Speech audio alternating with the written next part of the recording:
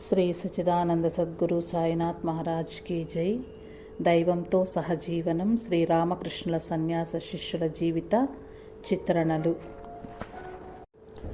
బ్రహ్మానంద స్వామి వ్యక్తిత్వ వీక్షణాలు.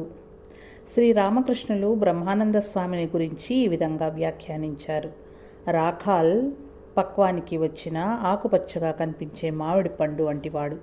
రాఖాల్ ఎందు మహోన్నత ఆధ్యాత్మిక శక్తి ఉన్నా దానిని బాహ్య ప్రపంచానికి కనపడకుండా దాచి ఉంచాడని వారి భావం. బాహ్యంగా కనిపించే బ్రహ్మానంద స్వామి గంభీరత వెనుక ఉల్లాసవంతమైన బాలుడుండేవాడు. స్వాములతో భక్తులతో ఆయన చతురగా హాస్యంగా మాట్లాడేవారు. ఒకసారి మహారాజ్ గారి శిష్యుడైన విశ్వానందంతో ఈ విధంగా చెప్పారు. మహారాజ్ ఏ విధంగా ప్రవర్తిస్తున్నారో గమనిస్తే శ్రీరామకృష్ణులు ఏ విధంగా ఉండేవారో నీకు అర్థమవుతుంది.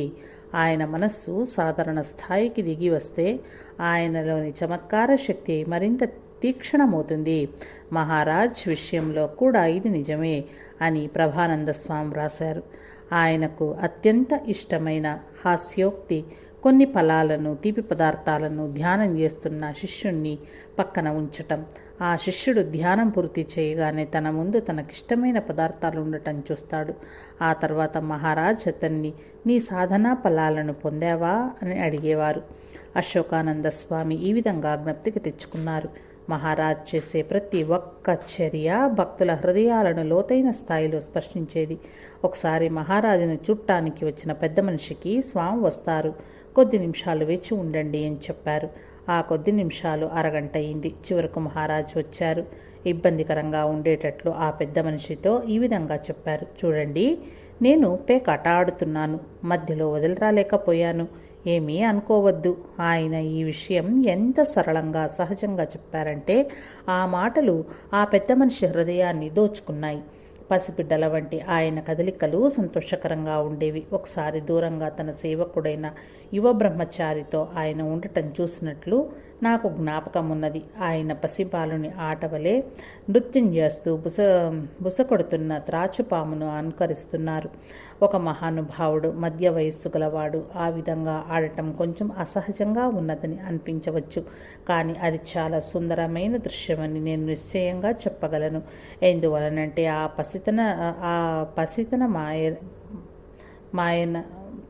పసితన ఆయనలో అత్యంత సహజంగా ఉన్నది కనుక. ఆయన ఎప్పుడూ పిల్లలంటే ఎంతో ఇష్టపడేవారు, వారితో ఆడుకోవటానికి ఇష్టపడేవారు. వారు కూడా ఆయన ప్రేమకు స్పందించేవారు. ఒకరోజు బలారాం బోస్ ఇంటికి వెళ్ళేటప్పుడు తన శిరస్సు నుండి పాదాల వరకు ఎలుగుబంటి చర్మాన్ని కప్పుకొని బలారాం బోస్ మనలను భయపెట్టారు.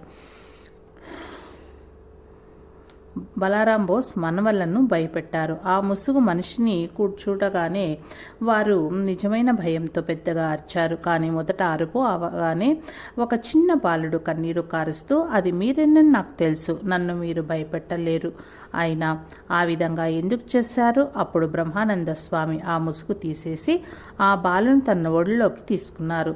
ఉద్బోధనలో ఉంటున్న కిరణ్ స్వామి అశేషానంద బ్రహ్మచర్య దీక్ష కొరకు శారదానంద స్వామి బ్రహ్మానంద స్వామి వద్దకు పంపారు. అతను బ్రహ్మానంద స్వామిని ఆశీస్సుల కోసం అభ్యర్థించగా ఆయన కాసేపు మౌనంగా ఉన్నారు. చివరకు ఆయన ఈ విధంగా అన్నారు, సరే, బ్రహ్మచర్య దీక్ష ఇస్తాను, కానీ ఒక షరతు విధిస్తున్నాను.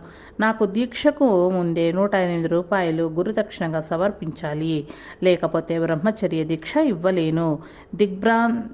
దిగ్భ్రమను చెందిన కిరణ్ సమాధానమిస్తూ, మహారాజ్, నా దగ్గర ధనం లేదు, అంత ఎక్కువ ధనం ఇవ్వటం నాకు అసాధ్యం, మీరు నన్ను అనుగ్రహించకపోతే నేనేమైపోతాను అన్నారు. అప్పుడు మహారాజ్ గంభీరంగా చెప్పారు, నీ సమస్య పరిష్కారానికి ఒక సూచన ఇస్తాను. శారదానంద స్వామి చాలా ధనవంతుడు. ఉద్బోధన నుంచి సంపాదించిన ధనం ఆయన దగ్గర చాలా ఉంది. నువ్వు ఆయన సేవకుని కదా, శారదానంద స్వామి వద్దకు వెళ్ళి నీకు కావలసిన ధనం ఆయన్ను ఇవ్వమను. అశేషానంద స్వామి ఈ విధంగా వ్రాశారు.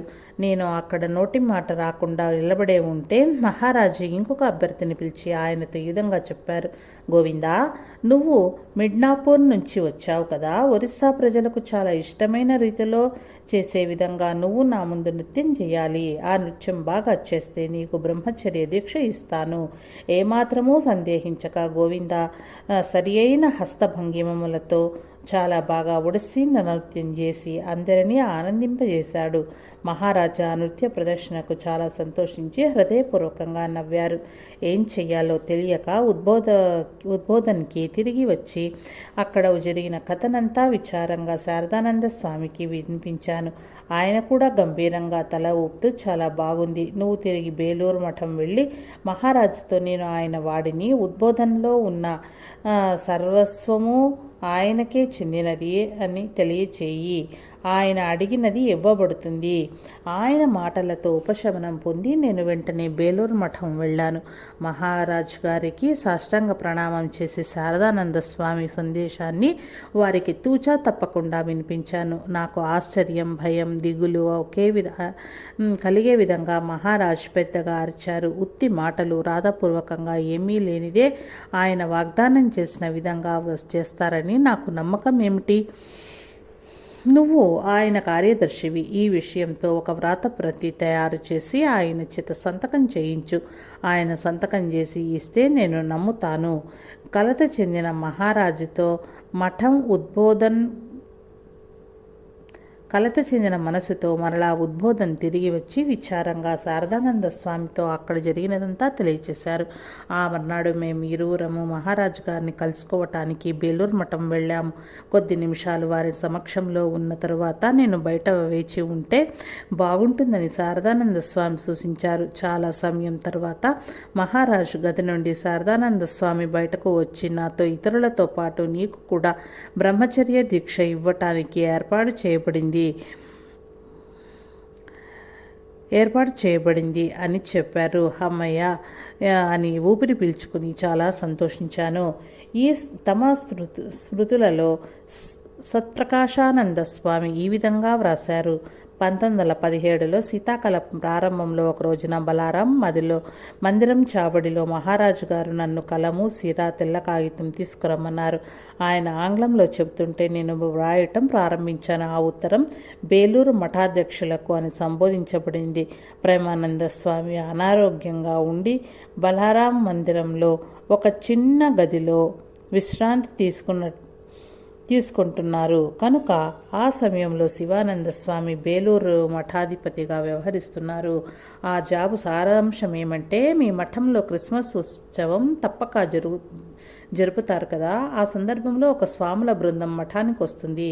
మీ ఆతిథ్యం గురించి బాగా తెలిసిందే. ఆ ఉత్సవం ముగించిన పిదప క్రిస్మస్ ఉత్సవాలలో జరిపే మామూలు సాంప్రదాయాలను అనుసరించి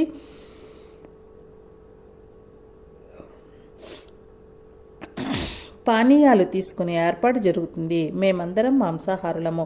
మాకు రకరకాల మాంసాహార పదార్థాలన్నీ చాలా ఇష్టము. మీరు ఇవ్వబోయే రుచికరమైన దివ్యమైన విందు భోజనానికి మునిపే మీకు నా హృదయపూర్వక కృతజ్ఞతలు తెలుపుతున్నాను. మీ ఉత్సవం అన్ని విధాల విజయవంతమగుగాక అని మా శుభాకాంక్షలు. ఈ లేఖ వ్రాసిన తర్వాత సంతకం కొరకు ఆయన చేతికిచ్చారు. తన పేరు రాయటానికి బదులు ప్రేమానంద అని వ్రాసి నాతో వెళ్ళి ఈ లేఖను ప్రేమానంద స్వామికి చదివి వినిపించు అన్నారు. ఆ లేఖలోని విషయాలు విని తన సంతకం చేయబడి ఉండటం గమనించి ప్రేమానంద స్వామి చిరు మందహాసంతో మహారాజుది పసిపిల్లల మనస్తత్వము అన్నారు. ఇక్కడ ప్రత్యేకంగా గమనించిన విషయం ఒకటి ఉన్నది. ప్రేమానంద స్వామి, శివానంద స్వామి ఆ ఇరువురు శాకాహారులే. ఆ తర్వాత మహారాజ్ బేలూరు మఠం వెళ్ళి ఆ లేఖ శివానంద స్వామికి ఇమ్మన్నారు. కానీ అది తమ పంపినట్లుగా తెలియచేయవద్దని నన్ను హెచ్చరించారు. ఆ లేఖ చదివి శివానంద స్వామి నా వైపు చూచి నవ్వుతూ, మహారాజ్ ఈ లేఖను పంపారు అవునా అన్నారు. నేను మౌనంగా ఉన్నాను. శివానంద స్వామి విషయం అర్థం చేసుకుని మౌనం అంగీకారమే అన్నారు. బేలూరు మఠం మైదానంలో ఒకరోజు బ్రహ్మానంద స్వామి నడుస్తున్నారు. ఒక యువకుడు వినయంగా ఆయనతో, నేను బ్రహ్మానంద స్వామిని కలుసుకోవాలనుకుంటున్నాను, నేను సన్యాసం తీసుకోవాలనుకుంటున్నాను అన్నాడు. భారమైన శరీరంతో లావుగా అక్కడ ఆ బల్ల వద్ద ఉన్న వ్యక్తే బ్రహ్మానంద స్వామి అన్నారు. ఆ యువకుడు శివానంద స్వామికి వంగి నమస్కరించి, నేను మీకోసం వచ్చాను అన్నాడు. ఆ అపరిచిత వ్యక్తిని చూచి, శివానంద స్వామి, మీరు కలుసుకోదలిచిన వ్యక్తి పేరు చెబుతారా అని అడిగారు. బ్రహ్మానంద స్వామి అని జవాబిచ్చాడు ఆ వ్యక్తి. ఆయన అక్కడ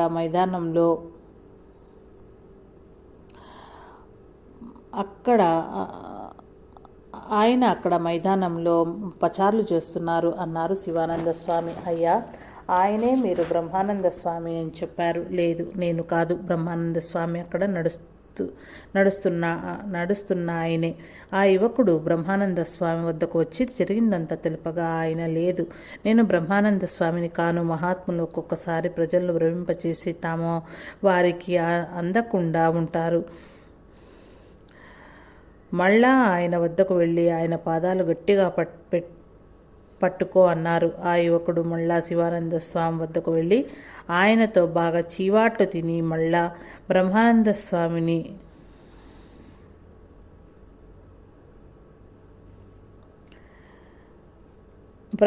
స్వామి వద్దకు తిరిగి వచ్చాడు. మహారాజా ఆయనతో అన్నారు, నేను ఇంతకు ముందే చెప్పాను కదా, మహాత్ములు ప్రజల్ని భ్రమింపచేస్తారని, అంతేకాదు కొడతారు కూడా, కానీ నువ్వు వారిని వదలరాదు. ఆయన 2 పాదాలు దృఢంగా పట్టుకో. గందరగోళంలో పడిన ఆ యువకుడు కన్నీరు కారుస్తూ విలపించాడు. అప్పుడు మహారాజ్ ప్రేమపూర్వకంగా, సరే ఊరుకో, నువ్వు మఠంలో ఉండవచ్చు అన్నారు. క్రిస్టఫర్ ఇషర్వుడ్ ఈ విధంగా వ్రాసారు, బ్రహ్మానంద స్వామి నిర్భయంగా ఉండేవారంటే వారి సమక్షమున ఇతరులు కూడా నిర్భయత్వము పొందేవారని చెబుతారు. ఒకసారి 2 భక్తులతో కలిసి ఆయన భువనేశ్వర అడవులలో నడుస్తుండగా ఒక చిరుతపులి కనిపించి వారి వద్ద నేరుగా వచ్చింది. ఆయన ధైర్యంగా నిల్చుని ప్రకాశవంతంగా దాన్ని ఎదుర్కొన్నారు. చివరకు అది తోక ముడిచి వెళ్ళిపోయింది. మరొకసారి ఆయన మద్రాసులో 2 స్వాములతో పాటు చిన్న సందులో వెళ్తున్నప్పుడు ఒక పిచ్చి పట్టిన ఆపోతు భయంకరంగా వారి మీదకు పొడవటానికి వచ్చింది. ఆ యువ శిష్యులు అప్పటికే పెద్దవారైన తమ గురువును రక్షిద్దామని ఆయన ముందర నిల్చున్నారు. కానీ ఆయన అసాధారణ బలంతో వారిని పక్కకు నెట్టివేసి ఆ ఆబోతుపై తన దృష్టిని కేంద్రీకరించారు. ఆ ఆబోతు ఒక్కసారి ఆగి తలను అటూ ఇటూ ఊగించింది. కదం తొక్కుతూ ప్రశాంతంగా వెళ్ళిపోయింది. ఇతర మహానుభావుల వలె బ్రహ్మానంద స్వామి ఏకాంతంగా ఉండటానికి ఇష్టపడేవారు. ఒక్కొక్కసారి సందర్శకులను ఇచ్చగించేవారు కాదు. మహారాజ్ 1916లో బెంగళూరులో ఉండగా జోసెఫిన్ మాక్లాయిడ్, అమెరికా దేశపు వనిత, స్వామీజీ శిష్యురాలు, ఆయనతో సమావేశమవుదామని ప్రయత్నించారు. దూరం నుంచి ఆమెను చూడగానే మహారాజ్ తన గదిలోకి వెళ్ళి నిర్మలానంద స్వామిని పంపి మహారాజ్ గారికి రోజు ఒంట్లో బాగాలేదు అని కబురు చేశారు. 3 రోజుల ప్రయత్నం తర్వాత మిస్ మాక్లాయిడ్ ఒక ఉపాయాన్ని పన్నింది. ఆకుపచ్చ మొక్కల రంగులో కలిసిపోయే ఆకుపచ్చటి దుస్తులు ధరించి ఆమె మహారాజు గారి వరండా వద్ద గల చెట్లు పొదల వెనుక మెల్లగా నక్కింది. ఆయన బయటకు రాగానే ఆమె ఆయన ముందుకు దూకి, కొంటె బాలుడా, ఇప్పుడెలా తప్పించుకుంటున్నావు అని సంభ్రమంగా కేక వేసింది. ఆ హఠాత్ సంఘటనతో ఇబ్బంది పడిన మహారాజ్ నసుగుతూ వంగి, నంగిగా, ఇవాళ నేను బాగానే ఉన్నాను.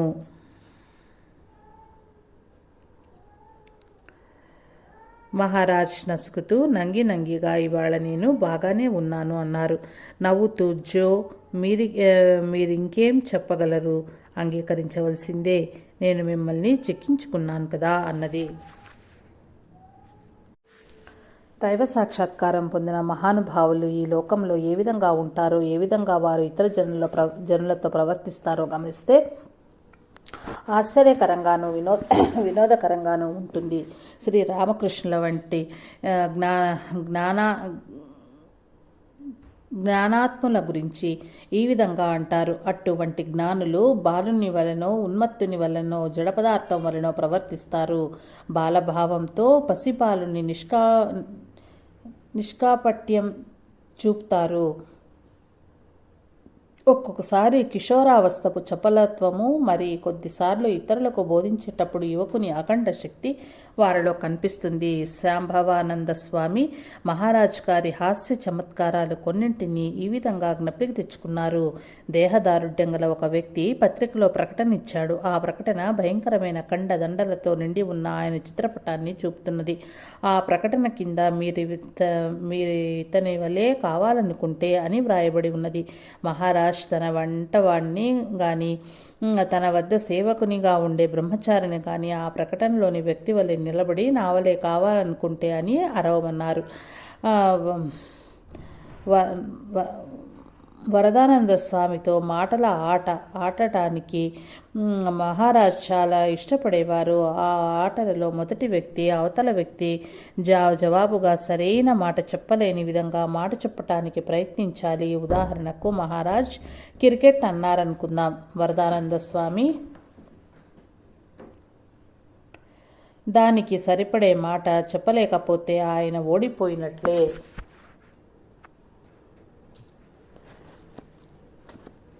కానీ ఆయన సరియైన మాట, ఉదాహరణకు వికెట్ అని చెప్పినట్లయితే మహారాజ్ ఓడిపోయినట్లే. లేదా వరదానంద స్వామి చెప్పలేని మూడవ మాట ఆయన చెప్పాలి. ఒకరోజు సాయంత్రం మహారాజ్ 1 గంటన్నర సేపు వరదానంద స్వామిని ఈ మాటల ఆటల్లో ఉంచేశారు. వరదానంద స్వామి వంటశాలలో ఉన్నారు. మహారాజ్ వరండాలో ఉన్నారు. నేను వారిరువురి మధ్య ఉండి వీరి మాట వారికి, వారి మాటలు వీరికి చెప్తూ ఉండేవాణ్ణి. వరదానంద స్వామి చివరకు ఆ ఆటలో చాలా విసుగొచ్చి మహారాజ్ గారికి ఇక రాత్రి అయిపోయింది అని సందేశం ఇమ్మన్నారు. ఈ ఆటల్లో అరుదుగా ఓడిపోయే మహారాజ్ అతి వేగంగా తన స్పందన ఈ విధంగా తెలియచేశారు: అతనికి శుభరాత్రి అని తెలియచెయ్యి. ఆ విధంగా తన విజయాన్ని పదలబరుచుకున్నారు. బ్రహ్మానంద స్వామి క్రీడామయమైన హాస్య చమత్కారం గురించి వందలాది కథలు ఉన్నాయి. ఒకసారి ఒక భక్తుడు ఈ విధంగా ఫిర్యాదు చేశాడు: మహారాజ్, మీ నుంచి ఆధ్యాత్మిక సంభాషణలు విందామని ప్రజలు వస్తారు. మీరేమో హాస్యోక్తులతో వారిని ఆనందింపచేస్తారు. ఇది బాగాలేదు. అందుకు మహారాజు గంభీరంగా సమాధానమిచ్చారు: చూడు, శోకసప్త హృదయాలతో ఎల్లప్పుడూ ఉండే గృహస్థులకు తాత్కాలిక ఆనందాన్ని ఇస్తాను నేను. నిజంగా ఆధ్యాత్మికత కావలసిన వారి ఈ ప్రపంచంలో చాలా కొద్ది మందే ఉంటారు. అటువంటి వారితో నేను భగవంతుని గురించి మాత్రమే ప్రసంగిస్తాను. వారు నా ఉపదేశాలను వింటారని, అనుసరిస్తారని నాకు తెలుసు. అందువలననే ఆధ్యాత్మిక విషయాల గురించి అందరితో నేను మాట్లాడను. ఆధ్యాత్మిక సాధనలు ఆచరించటం అంత సులభం కాదు. అందుకు మంచి పూర్వజన్మ సంస్కారము ఉండాలి.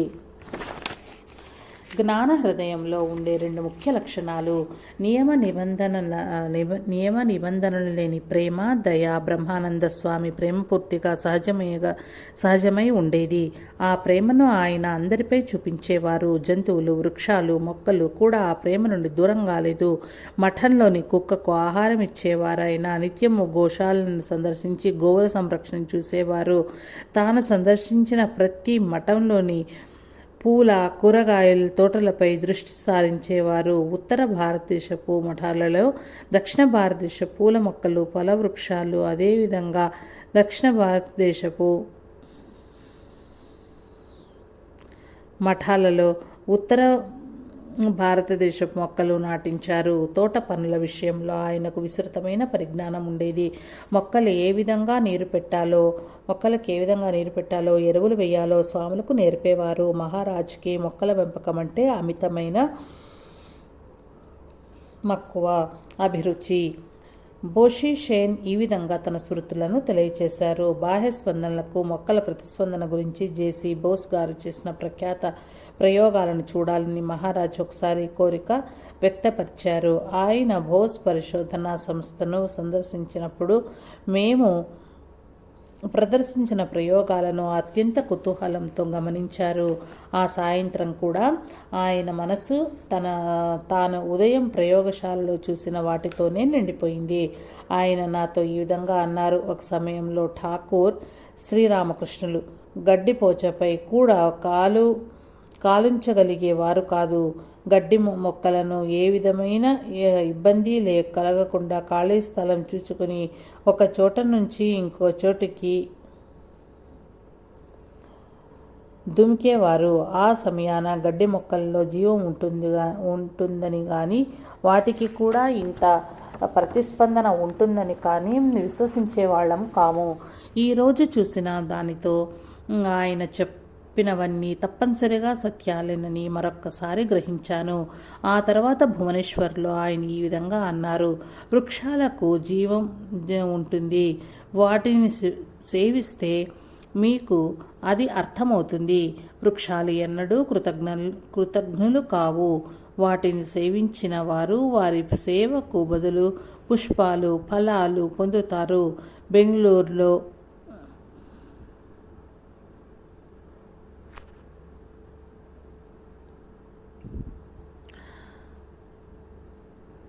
బెంగళూరులో లాల్బాగ్లోని గులాబీ తోట చూడగానే ఆయన చూడు దేవకన్య మందహాసం చేస్తున్నది అన్నారు.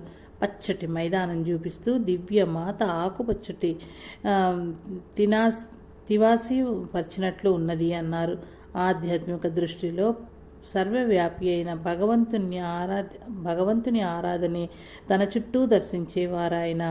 ఒకరోజు ఒక బ్రహ్మచారి పూలతోట నుండి గురుదేవుల పూజ కొరకు పూలు కోస్తున్నారు. ముందర కొన్ని పెద్ద పూలే కోయటం చూసి మహారాజ్ తీక్షణంగా ఇలా అన్నారు. ఏం చేస్తున్నావు? ఆ చెట్టుకు అసలు పూలే లేకుండా చెయ్యాలనుకుంటున్నావా? శ్రీరామకృష్ణుల మందిరంలోని ఆసీనుడై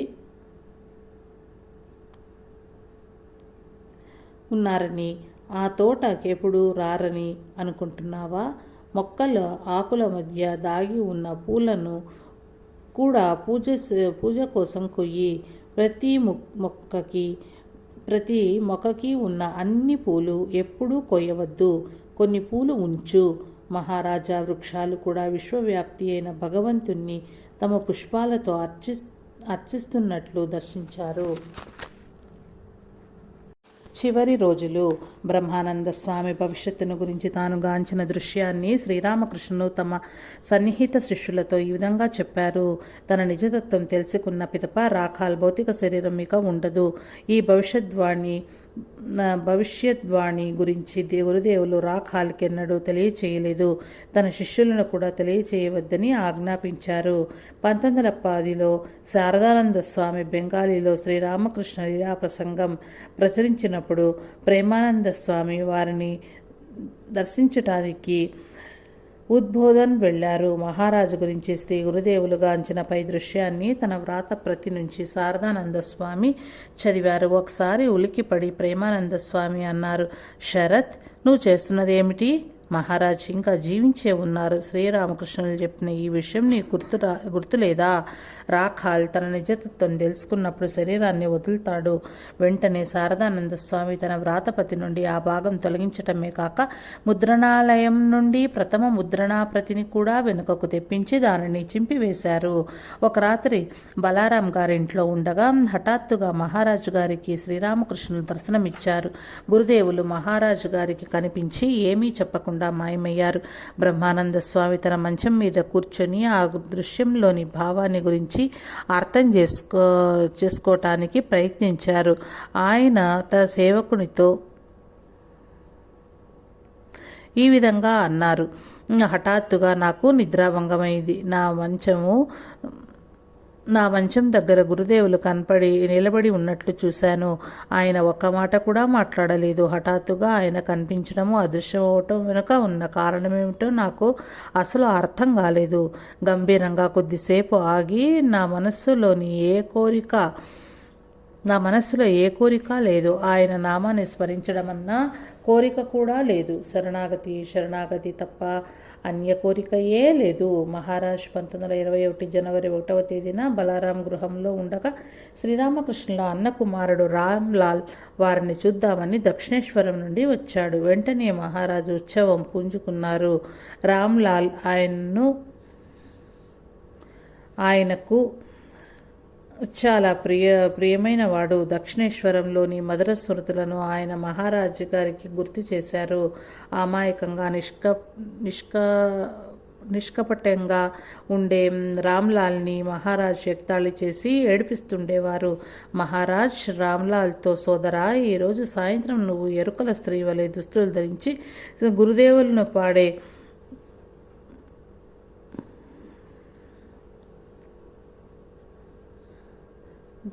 పాడే పాటలు పాడాలి అన్నారు. రామ్లాల్ సిగ్గుగా, మహారాజ్, ఇది మఠం కాదు, భక్తుని గృహం. అంతేకాక ఇక్కడి వారు, ముఖ్యంగా స్త్రీలు, నన్ను అపార్థం చేసుకోవచ్చు అన్నాడు. కానీ మహారాజ్ బలవంతం వలన రామ్లాల్ అంగీకరించారు. ఈ సాయంత్రము మహారాజు గారి సేవకులు బలరాం కుటుంబ స్త్రీల వద్ద నుండి దుస్తులు, నగలు తీసుకొచ్చి రామ్లాల్ని అలంకరించారు. మహారాజ్ పెద్ద హాల్లో తన కుర్చీలో కూర్చున్నారు. శిష్యులు, భక్తులు ఆయన చుట్టూ కూర్చున్నారు. స్త్రీలు వరండాలో కూర్చుని చూస్తున్నారు. రామ్లాల్ ఆ హాలులో ప్రవేశించగానే ప్రేక్షకులు నవ్వారు. ఆయన పాడుతూ నృత్యం చేయసాగారు. నడుము ఊపుతూ, మహారాజ్ ఎదుట హస్తభంగిమలు చేస్తూ, నృత్యం చేస్తూ ఈ క్రింది పాట పాడసాగారు. ప్రజల వ్రజప్రభు, కొద్ది రోజులు వ్రజభూమికి వెళ్దాము. ఆ ప్రదేశం నీకు నచ్చితే అచ్చటే ఉందాము.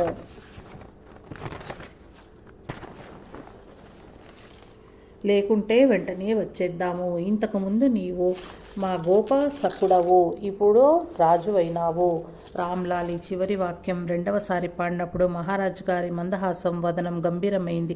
పాటలోని మొదటి వాక్యం ఆయనకు తన నిజస్వరూపం గురించి, చాలా కాలం క్రితం శ్రీరామకృష్ణులు చూసిన దృశ్యం గురించి ఆయన గుర్తు తెచ్చుకున్నారు. శ్రీరామకృష్ణులు హఠాత్తుగా మౌనంగా తన ఎదుట ఎందుకు ప్రత్యక్షమయ్యారో అర్థమైంది. మహారాజ్ తాను పూర్తి చేయవలసిన కార్యం పూర్తి చేయటానికి తన అంతిమ యాత్రకు సిద్ధమవసాగారు. మహారాజ్ 1921 జనవరి 19వ తేదీన శారదానంద స్వామితో కలిసి ఒక సంస్థాగత సమస్యను పరిష్కరించిన వారణాసికి వెళ్ళి మరలా మార్చి 16వ తేదీన బేలూరు మఠం తిరిగి వచ్చారు. ఆ తర్వాత శివానంద స్వామితో కలిసి ఏప్రిల్ 1వ తేదీన భువనేశ్వర్ వెళ్ళి, ఆ తర్వాత ఏప్రిల్ 25వ తేదీన మద్రాసు వెళ్లారు. దక్షిణ భారతదేశానికి ఇదే ఆయన చివరి సందర్శనము. ఆయన చాలా మందికి మంత్రదీక్ష ఇచ్చారు, స్వాములను ఉత్తేజపరిచారు, అక్కడ మఠ కార్యక్రమాలను స్థిరపరిచి దృఢపరిచినారు. నవంబర్లో ఆయన భువనేశ్వర్ తిరిగి వచ్చి 1922 జనవరి 12వ తేదీన బేలూరు మఠం చేరారు. ఫిబ్రవరి 28వ తేదీన బేలూరు మఠంలో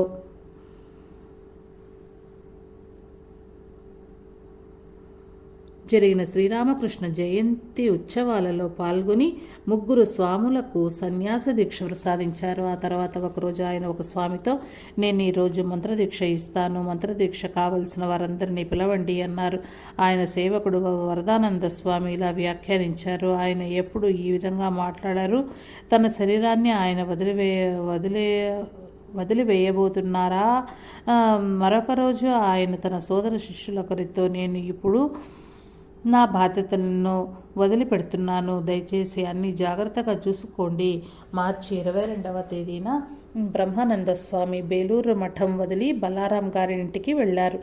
బేలూరు మఠం వదిలి వెళ్లే ముందు ఆయన వివేకానంద స్వామి ఆదేశానుసారము ఆయన చేయబడిన శ్రీరామకృష్ణ దేవాలయ నమూనాన్ని అతి జాగ్రత్తగా పరిశీలించి ఆ దేవాలయ నిర్మాణాన్ని పూర్తి చేయవలసిన బాధ్యత అక్కడ ఉన్న స్వాములదే అని గుర్తు చేశారు. మార్చి 24వ తేదీ బలరాం గారి ఇంట్లో మహారాజ్కి కలరా సోకింది. కలకత్తాలోని ఘన వైద్యులందరూ మహారాజుకి వైద్యం చేశారు. ఒక వారంలో ఆయన కలరా నుంచి కోలుకున్నారు. కానీ అప్పటికే ఆయనకున్న మధుమేహ వ్యాధి 1918లో ప్రారంభమైంది. తీవ్రతరమైంది.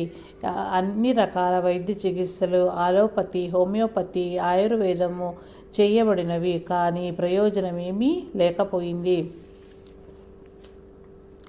ఆయన తన సేవకులతో ఇలా అన్నారు: నన్ను భువనేశ్వర్ తీసుకెళ్ళండి. అక్కడ బావి నీరు త్రాగితే నాకు స్వస్థత చేకూరుతుంది. కాలుష్యమైన ఈ కలకత్తా గాలి నాకు పడదు. భువనేశ్వర్ గాలి స్వచ్ఛమైంది.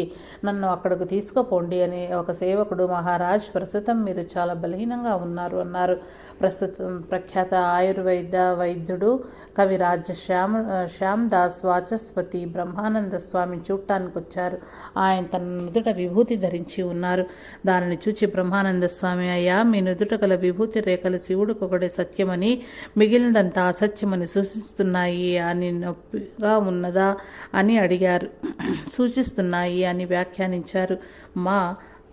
మహారాజ్ గారిని సందర్శించి ఆయనకేమైనా బాధగా నొప్పిగా ఉందా అని అడిగారు. మహారాజ్ శాంతంగా శ్రీ గురుదేవులతో ఆనందంగా గడిపిన రోజులు తలుచుకుంటే నా బాధ, నొప్పి రెక్కలొచ్చి ఎగిరిపోతాయి అని సమాధానం ఇచ్చారు. ఏప్రిల్ 8వ తేదీ శనివారము నాడు మహారాజు గారి శరీరంలో మంటలు నీటి దప్పి ఎక్కువైనాయి. మధ్యాహ్నం బలరాం కుటుంబంలోని స్త్రీలు విలపించటం చూచి మహారాజు వారితో, మీరెందుకు భయపడుతున్నారు? నేను మీ అందరినీ ఆశీర్వదిస్తున్నాను అన్నారు. ఆ సాయంత్రం డాక్టర్ దుర్గాపాద ఘోష్ వచ్చి వారి అనారోగ్యం గురించి వాకబు చేశారు. మహారాజు వివేక చూడామణిలోని వాక్యంతో సమాధానం ఇచ్చారు. అన్ని రకాల బాధలను సహిస్తూ వాటిని నివారింపై ఏ విధమైన జాగరూకత వహించరు. ఇది నా ప్రస్తుత మానసిక స్థితి. హఠాత్తుగా ఆయన ముఖం దివ్య తేజస్సుతో వెలుగొంది. ఆయన తీవ్ర ధ్యానమగ్నులైనారు. రాత్రి 9 గంటలకు ఆయన దగ్గరే కూర్చుని ఉన్న సేవకుణ్ణి చేతిని స్పర్శించి ఆశీర్వదిస్తూ, భయపడకు నాయనా, నన్ను బాగా సేవించావు, నిన్ను ఆశీర్వదిస్తున్నాను. భగవద్ధ్యానంలో నిమగ్నమై ఉండు. నువ్వు బ్రహ్మజ్ఞానాన్ని పొందగలవు. నువ్వు తప్పక బ్రహ్మజ్ఞానాన్ని పొందగలవని ఆశీర్వదిస్తున్నాను అన్నారు. కొద్దిసేపటి తర్వాత ఇతర సన్యాస సేవకులను ఈ విధంగా ఆశీర్వదించారు: ఎన్నడూ భగవంతుని మరవకుంటే మీకు చాలా మంచి జరుగుతుంది. విచారించవద్దు, నేను ఎల్లప్పుడూ మీతోనే ఉంటాను. అప్పుడు ఆయన పగటి వేళ తనతో ఉండి రాత్రిళ్ళు ఉద్బోధనకి వెళ్తున్న శారదానంద స్వామి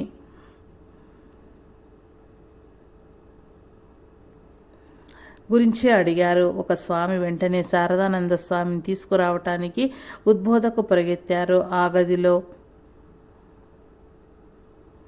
తీవ్ర నిశ్శబ్దం నెలకొని ఉన్నది. మహారాజు గారి చుట్టూ ఉన్న స్వాములు, భక్తులు చాలా ఆదుర్దాగా ఉన్నారు. ఆయన మళ్ళీ కళ్ళు తెరిచి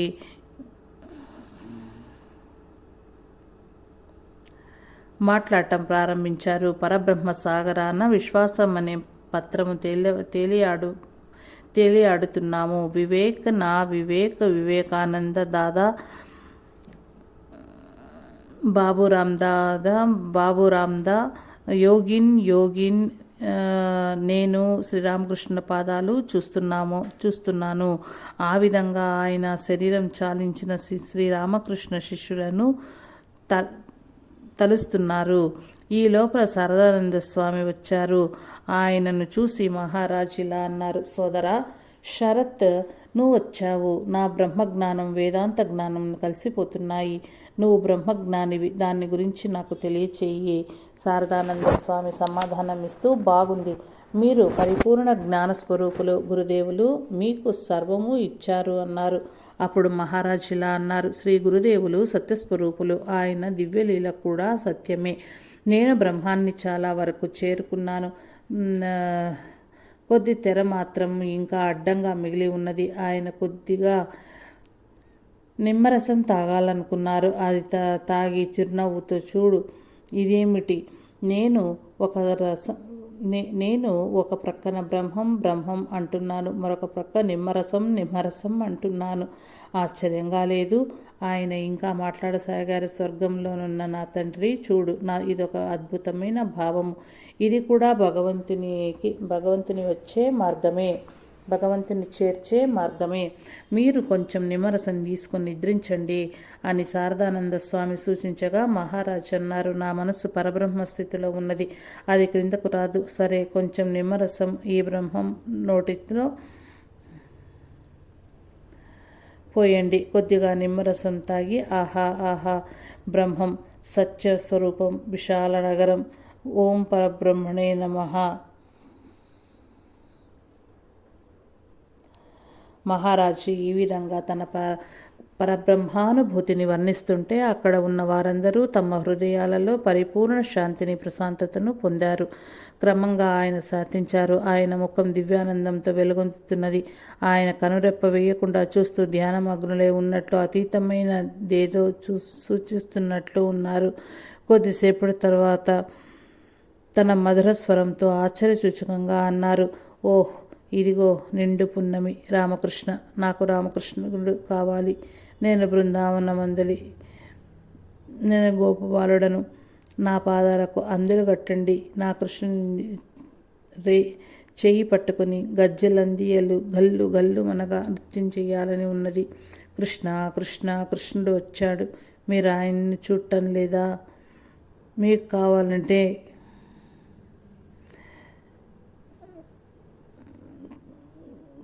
కృష్ణుడు వచ్చాడు, మీరు ఆయన్ని చూడడం లేదా? మీకు కనులే లేవు. ఆహా, ఎంత సుందర స్వరూపం! ఎంత సుందర స్వరూపము! నా కృష్ణ, కమలంపైనున్నావా? బృందావన కృష్ణ, విచారంగా ఉన్న కృష్ణుడు కాదు. నా ఆట పూర్తి అయింది. చూడు, బాలకృష్ణుడు నన్ను కౌగలించుకుంటున్నాడు. అతనితో పాటు రమ్మని నన్ను పిలుస్తున్నాడు. నేను వస్తున్నాను. ఓం విష్ణు, ఓం విష్ణు, ఓం విష్ణు. తనను చూడటానికి వచ్చిన శివానంద స్వామిని అభేదానంద స్వామి మహారాజ్ పలకరించారు. శారదానంద స్వామి ఆ తర్వాత అన్నారు, ఈసారి మహారాజుని ఇంకా నిలిపి ఉంచలేము. గురుదేవులు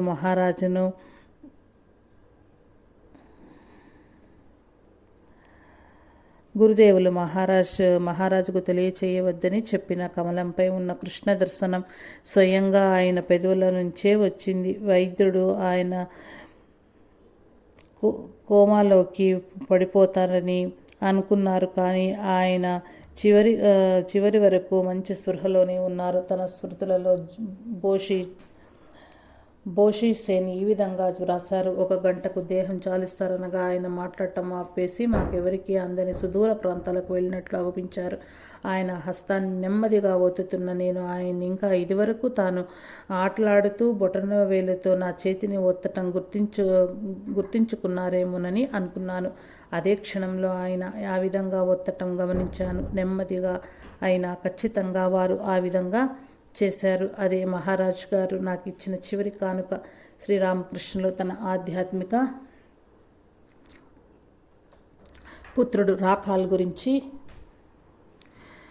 చెప్పిన భవిష్యద్వాణి నిజమైంది. 1922 ఏప్రిల్ 10వ తేదీ సోమవారం నాడు రాత్రి 8:45 బ్రహ్మానంద స్వామి భౌతిక దేహాన్ని చాలించారు.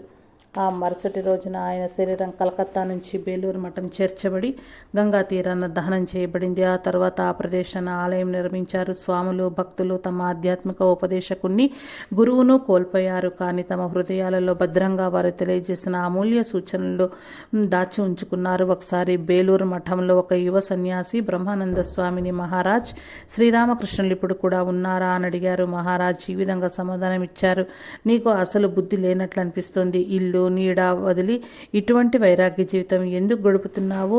ఆయన ఎల్లప్పుడూ ఉన్నారు. దర్శనం ప్రసాదించమని ఆయన రాత్రింపవళ్ళు ప్రార్థించు. నీ సందేహాలన్నింటినీ పారత్రోలి తన నిజతత్వం మీకు అర్థమయ్యేటట్టు చేస్తారు. మీరు ఈ రోజులలో రామకృష్ణను చూస్తున్నారా? చూస్తున్నాను అంటూ మహారాజు గారు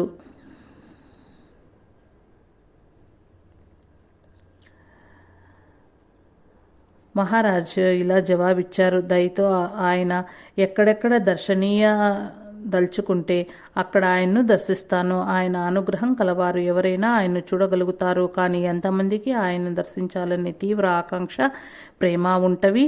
జై సాయి మాస్టర్.